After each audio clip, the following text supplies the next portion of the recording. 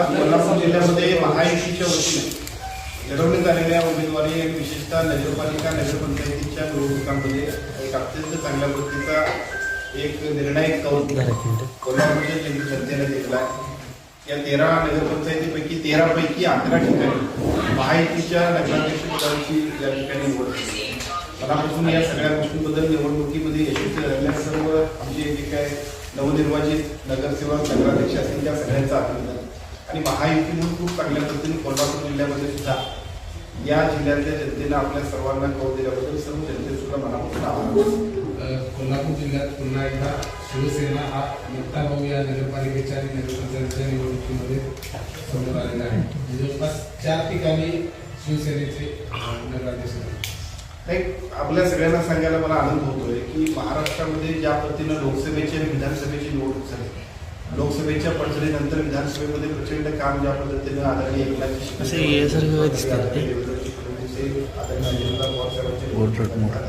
आणि बघता बघता आपण सगळं महायुती या राज्याचे सत्तेत त्यानंतरची पहिली निवडणूक आहे की त्याच्यामध्ये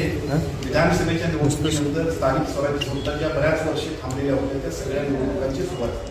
खरं तर जनतेचा कौल काय, 1 वर्षानंतर लोकांच्या मनात काय, या सगळ्या गोष्टीची स्पष्टता सुद्धा किंवा संकेत सुद्धा आजच्या निवडणुकीत झाले असं मला वाटतं। आपण राज्यात सुद्धा बघितलं असेल, भाजप असेल, शिवसेना असेल आणि राष्ट्रवादी काँग्रेस असेल, महायुतीचंच सगळीकडे वार आहे। या संपूर्ण राज्यातल्या निकालाकडे बघितलं तर ज्या पद्धतीनं राज्यातलं महायुतीचं वार आहे ते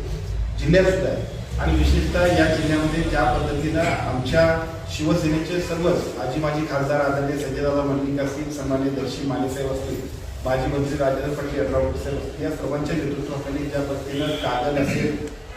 गुरुकुड असेल, गुरुकुड बरोबर पलीकडच्या बाजूला हातकणंगले असेल आणि आमच्या मुरुदवाड आणि जयसिंगपूर या 4ही ठिकाणी अतिशय घवघवीत अशा पद्धतीची यश शिवसेनेला मिळाले। शिवसेनेच्या दृष्टिकोनातून सुद्धा या निवडणुकीनंतर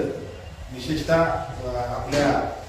विधानसभेच्या निवडणुकीनंतर ज्या पद्धतीने जिल्ह्यातले यश मिळाले ते बघितल्यानंतर शिवसेना अधिक चांगल्या पद्धतीने मजबूत जिल्ह्यात होते आणि जिल्ह्यातल्या सर्व नागरिकांचा कौल शिवसेनेच्या बाजूने झुकतोय असे चित्र सुद्धा या निवडणुकीच्या निमित्तानं